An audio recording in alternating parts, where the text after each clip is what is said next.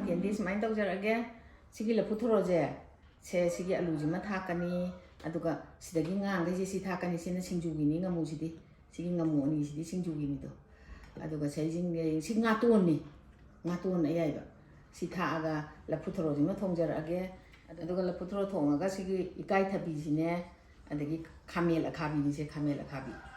ꯑꯈꯥꯕꯤꯁꯤꯅꯦ ꯂꯩꯋꯥꯁꯤꯅꯦ ꯑꯩꯅ ꯀꯣꯝꯄ꯭ꯔꯦꯛ ꯃꯅꯥ ꯑꯅꯤꯃꯨꯛꯇꯪ ꯑꯩꯈꯣꯏꯗꯒꯤ ꯍꯦꯛꯄꯅꯦ ꯀꯩꯅꯣ ꯃꯅꯝ ꯅꯨꯡꯁꯤꯅꯕ ꯍꯥꯏꯅ ꯁꯤꯡꯖꯨꯅꯤꯅ ꯑꯩꯅ ꯑꯗꯩ ꯁꯤꯁꯤꯗ ꯇꯣꯅꯤꯡꯈꯣꯛ ꯐꯛꯄꯥꯏ ꯀꯩꯀꯥ ꯂꯩꯔꯦ ꯇꯣ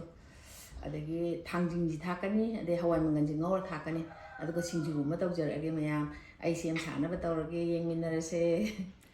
ꯏꯟꯖꯥꯡꯁꯦ ꯍꯥꯟꯅ ꯊꯣꯡꯕ ꯍꯧꯒꯠꯅꯕ ꯂꯐꯨ ꯊꯔꯣꯁꯦ ꯍꯥꯟꯅ ꯁꯣꯏꯗꯣꯛꯑꯒꯦ ꯃꯊꯨꯟꯗ ꯂꯧꯊꯣꯛꯀꯦ ꯁꯨꯃꯥꯏꯅ ꯅꯨꯡꯉꯥꯏꯇꯦ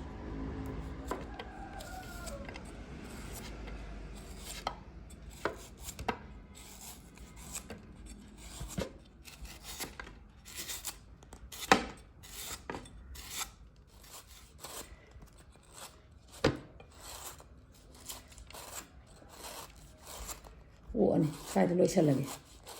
ꯁꯤ ꯃꯔꯣꯏ ꯅꯥꯀꯨꯞꯄꯤ ꯃꯄꯥꯟꯅꯦ ꯑꯩꯅ ꯑꯩꯈꯣꯏꯗꯩ ꯂꯦꯜꯂꯤꯅꯦꯕ ꯃꯔꯣꯏꯁꯦ ꯑꯗꯩꯗ ꯃꯄꯥꯟ ꯌꯥꯝ ꯁꯥꯏꯌꯦ ꯍꯧꯖꯤꯛꯁꯦ ꯃꯇꯝ ꯑꯣꯏꯔ ꯃꯥꯜꯂꯦ ꯑꯩꯅ ꯊꯥꯎ ꯉꯧꯒꯦꯅ ꯁꯤ ꯍꯦꯛꯆꯜꯂꯛꯏꯕꯗꯣ ꯃꯔꯣꯏ ꯅꯥꯀꯨꯞꯄꯤ ꯃꯄꯥꯟꯁꯦ ꯑꯗꯨꯒ ꯁꯤꯒꯤ ꯑꯋꯥ ꯐꯗꯤꯒꯣꯝꯁꯤꯁꯨ ꯃꯄꯥꯟ ꯂꯣꯏ ꯍꯦꯛꯂꯛꯑꯦ ꯃꯅꯥ ꯍꯦꯛꯂꯛꯇ꯭ꯔꯦ ꯌꯥꯝ ꯁꯥꯏꯌꯦꯅ ꯌꯥꯝ ꯁꯤꯁꯨ ꯊꯥꯎ ꯉꯧꯗꯣꯏꯅꯦ ꯁꯨꯃꯥꯏꯅ ꯑꯃꯨꯛꯇꯪ ꯊꯥꯗꯠꯀꯦ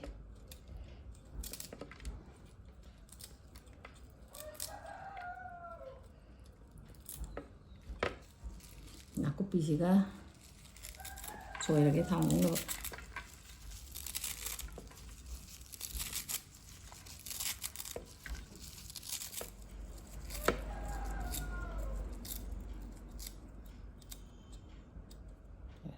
ꯐꯗꯤꯒꯣꯝꯁꯤꯁꯨ ꯁꯣꯏꯗꯣꯛꯑꯒꯦ ꯁꯤꯁꯤꯅ ꯊꯝꯃꯒꯦ ꯁꯤ ꯃꯈꯣꯛꯁꯤꯅ ꯊꯥꯎ ꯉꯧꯕꯗ ꯍꯥꯞꯅꯕ ꯁꯨꯃꯥꯏꯅ ꯇꯧꯔꯒꯦ ꯁꯤꯅ ꯍꯣꯔꯦꯟ ꯏꯟꯁꯥꯡꯒ ꯁꯤꯡꯖꯨꯒꯗ ꯊꯥꯛꯅꯅꯕꯅꯦ ꯉꯥꯁꯦ ꯃꯔꯨ ꯑꯃꯨꯛꯇ ꯃꯟꯊꯣꯛꯈꯤꯒꯦ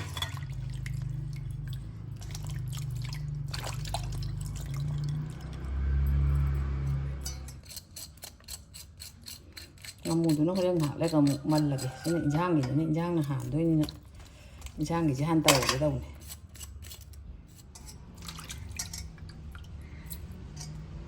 ꯃꯔꯨ ꯃꯟꯕ ꯂꯣꯏꯔꯦ ꯃꯀꯣꯛꯁꯤꯗꯤ ꯊꯥꯛꯆꯜꯂꯒꯦꯅ ꯉꯥꯇꯣꯟꯒꯤꯗꯤ ꯊꯥꯛꯆꯜꯂꯦ ꯎꯀꯥꯕꯤꯒꯤꯗꯤ ꯊꯥꯛꯇ꯭ꯔꯦ ꯑꯃꯨꯛꯇꯪ ꯆꯥꯝꯊꯣꯛꯈꯤꯒꯦ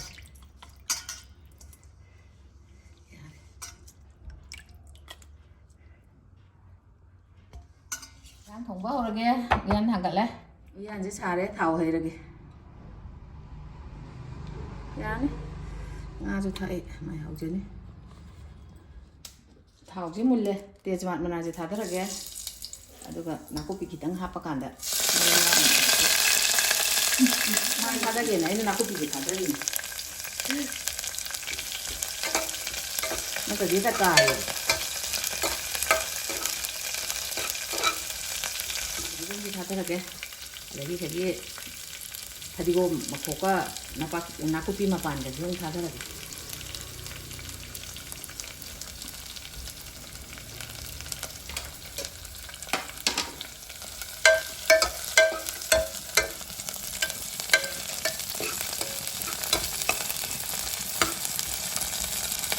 ꯊꯥꯗꯔꯒꯦ ꯁꯤꯡ ꯈꯔ ꯑꯃꯒ ꯊꯥꯗꯔꯒꯦ ꯃꯔꯨ ꯃꯔꯥꯡ ꯊꯥꯗꯔꯛꯑꯒꯦ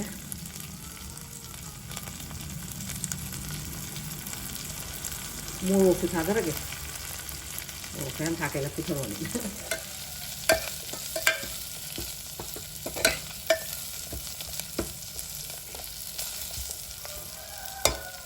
ꯃꯆꯨ ꯈꯔ ꯑꯃ ꯊꯥꯛꯑꯒꯦ ꯌꯥꯔꯦ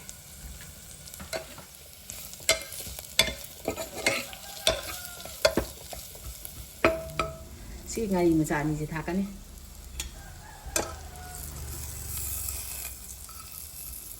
ꯉꯥꯁꯦ ꯍꯥꯟꯅ ꯉꯥꯏꯍꯥꯛꯇꯪ ꯉꯧꯒꯦ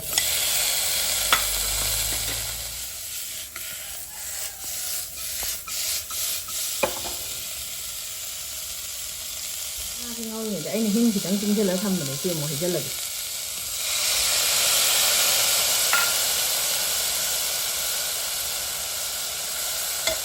ꯂꯐꯨ ꯊꯔꯣꯁꯦ ꯑꯃꯨꯛ ꯍꯥꯞꯆꯤꯜꯂꯒꯦ ꯉꯥꯁꯦ ꯉꯥꯏꯍꯥꯛ ꯉꯧꯔꯦꯕ ꯑꯗꯣ ꯂꯐꯨ ꯊꯔꯣꯁꯦ ꯍꯥꯞꯆꯤꯜꯂꯒꯦ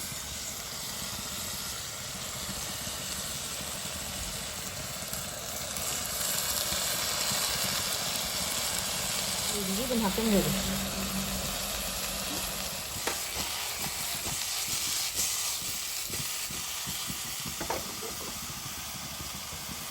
좀 지금 giờ làm mày bị lấy theo ngã tăng ổn kia, rồi xong rồi lấy quá cam thục kia.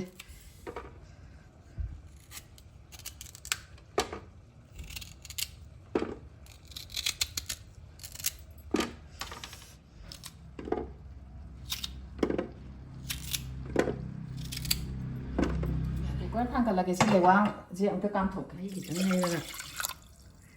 mình nó cam rồi nó xịt rồi.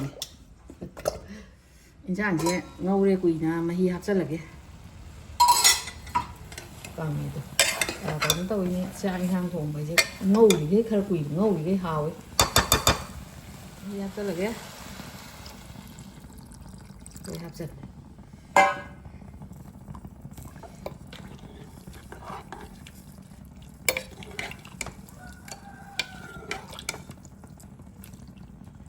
mà hi hấp bèm tông ổn này nó cũng không chẳng phải cái nó sinh chu gì mà gần đấy cột này tao ổn này mà cuốc sinh gì mà cuốc kia mà cả chỗ chỗ cái gì căn lề và xì hạt chân bật đi anh sủng ai nói anh đầu vậy sủng ai nó mà cuốc sẽ căn lẩu thì lộc thuộc về anh sủng ai nó ấy thì sủng ai tao tàu số bật số này thang mình đóng tụ lộc thật là rồi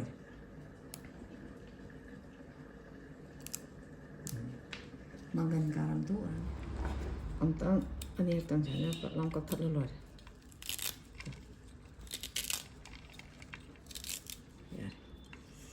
Giang sầu thì người nó complex mấy ai đồng bắt long thật đấy, nó cũng xuôi rồi, mà nó xin nó bắt hấp này, làm hấp với bạn thì,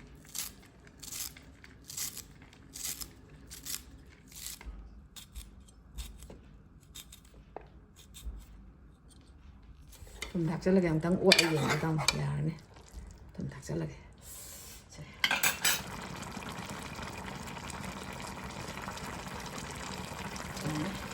thầm thạc cái gì cũng có lông gì.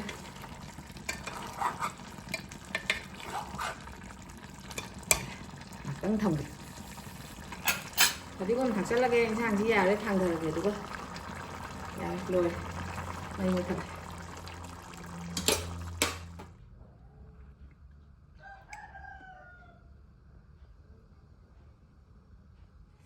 thùng hàn là hấp ấy xin chú chú rồi cái chỉ mồ rô cả ngà này bớt cô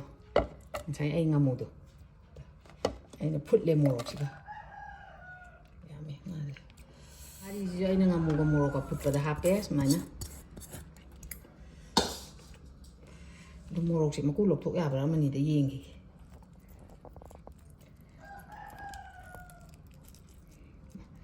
Ya kali tholo ya deh. Si ngaji, ai nằm masjid ở tàu thác rồi, semuanya ini thải ngang kan sih tuh, ya meh. 또 버진 무진 놀고 가는 광대다 망간지하는 거타르게 내 감이 가비 이건 남들이 하고 있다는 것이 아니지 하나 건 가고 또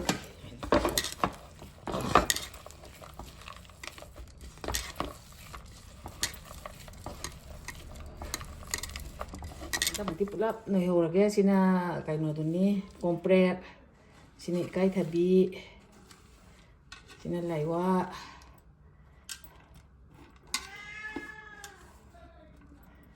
당진가 말로 이게 저기 땅 꼬나 다가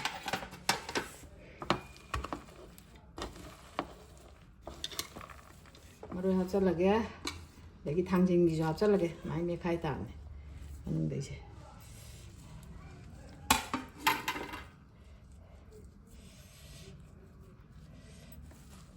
말로 이게 당진가 돼 많이 또 올라 gì chắc rồi đấy xịt rồi ní na cho nó chắc chắn nó hấp thở vào hầu ra kia chính chú hấp về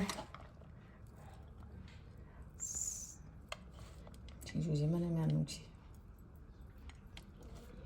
ya đấy 인장 이제 일단 거 가이게 지만은 그냥 갖고 잘 마히 안 돼요. 그럼 là cái thô thùng mà đi mà nó mới gì thì tăng hạt vậy, hạt tập ở trên hào với hết, nhang hạt vào cái gì,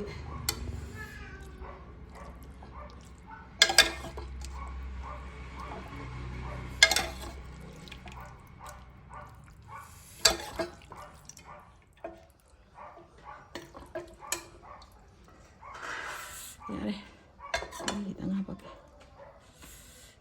mayam hujik chak loire insang mahau gi amuk yengage loiramina thire loire insang mahau yengage puthoro thongse hana yenge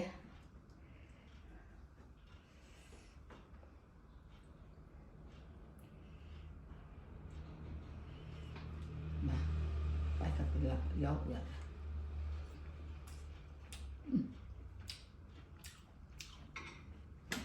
của mà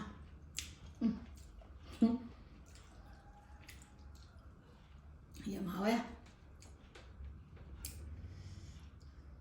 xin chú giống như là kì thôi mà một